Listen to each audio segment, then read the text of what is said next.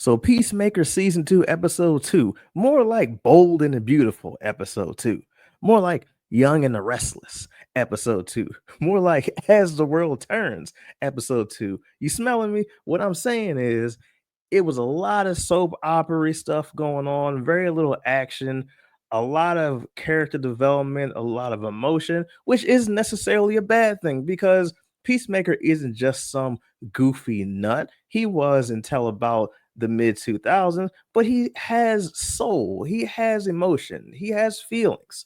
And this episode explores a lot of those feelings. And in case we need to re examine those feelings, let me lay them out for you real quick. Peacemaker killed his brother at a young age, at the behest of his father, of course. Then his father hated him. Then, as an adult, he killed his father. And then later on, as we saw in episode 1 at the end, he killed himself. That is the trifecta of death in the family. You hear me? DC reference, anybody gets that. So this episode starts off as Rick Flag Sr. is acclimating to his new role as a head of Argus. First act as a head of Argus. Give me the files. What files? He's talking about the files on who killed his son, Rick Flag Jr., and that was Peacemaker. Finds out it was Peacemaker, immediately orders them to take Economos, my favorite character, off of Solo watch of Peacemaker because he was supposed to be watching him at the behest of Argus, and put him with a new agent. This new agent, Agent Fleur, is played by Tim Meadows. And y'all know Tim Meadows. Tim Meadows is hilarious. And I think Tim Meadows made this episode what it was. And so now Tim Meadows is cracking jokes. He calls economist Ginger cool. He gives everybody a cool nickname, and he is on orders to not tell economists everything about what's going on, but to also watch Peacemaker and see what's going on with these anomalies. So while this is going on, Adebayo's having issues with her ex. Now, it's issues that she's causing, pretty much all of them, because they had plans to go back to Gotham, and she refused to tag along with Peacemaker. And I say tag along because, in my opinion, she doesn't really do much. She's not that useful as an agent. She did a little bit like at the end of season 1. Maybe this season they'll give her a little bit more action, but she kind of breaks into her old apartment where her ex is, and her ex is like, "Hey, we were supposed to go to Gotham. We had plans going on, and you just blew them off. So I don't want you here. I don't want you involved with me at all in this kind of way."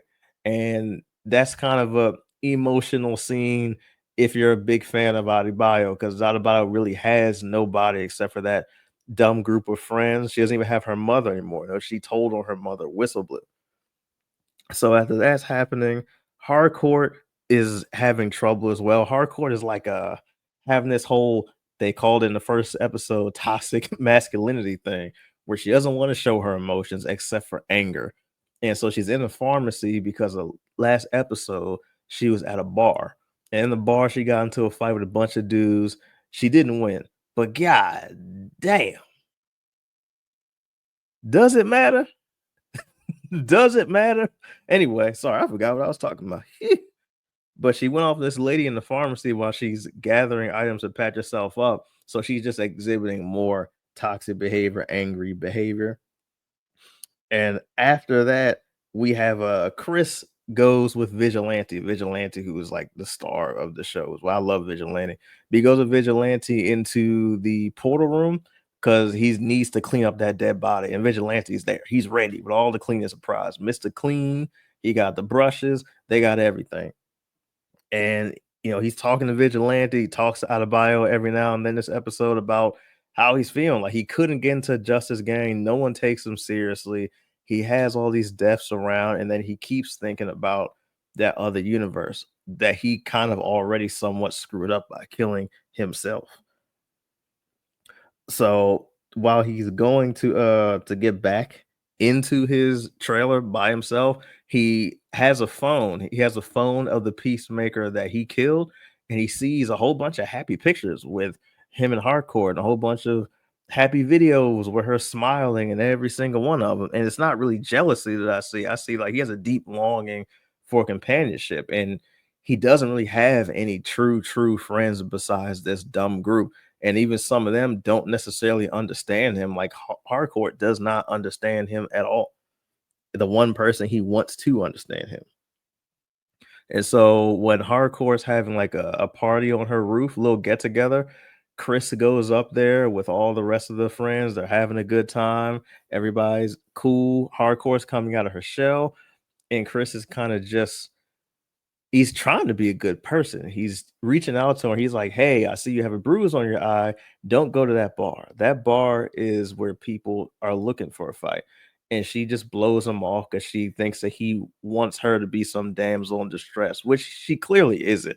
He knows that she isn't, but she has that hard shell.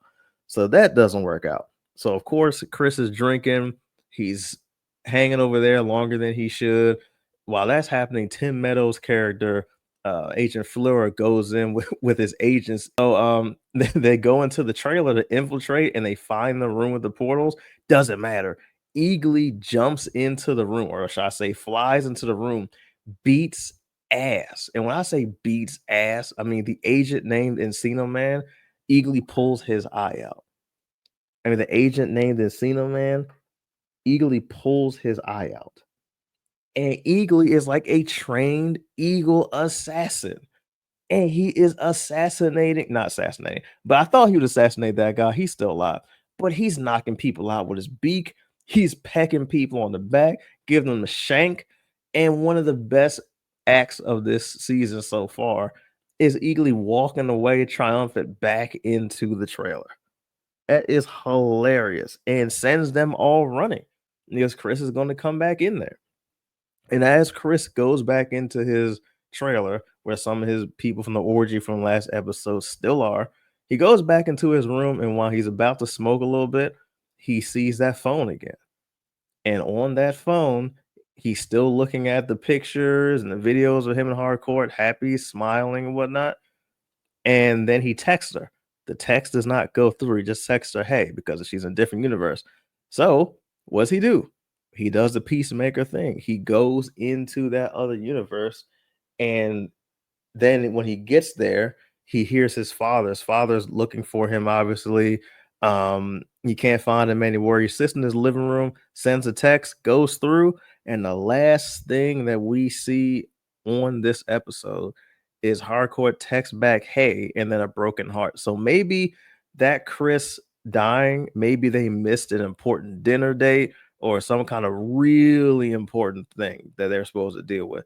And I think next episode he's going to deal with that because he's going to be in that universe the most of the episode. And I guarantee you, maybe my theory is that some of his group cross over into that universe. How they find that particular door, not sure. Maybe he told Adebayo and she'll just shoehorn that in a little bit. But I'm thinking that they go to that other universe. Maybe even Rick Flag Sr. goes to that universe and then they get to see what themselves and what they're like.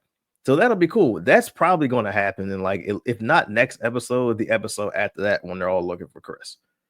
So I love it. I enjoyed this episode. I liked seeing, them pay attention to Chris's emotions, at least for the most part.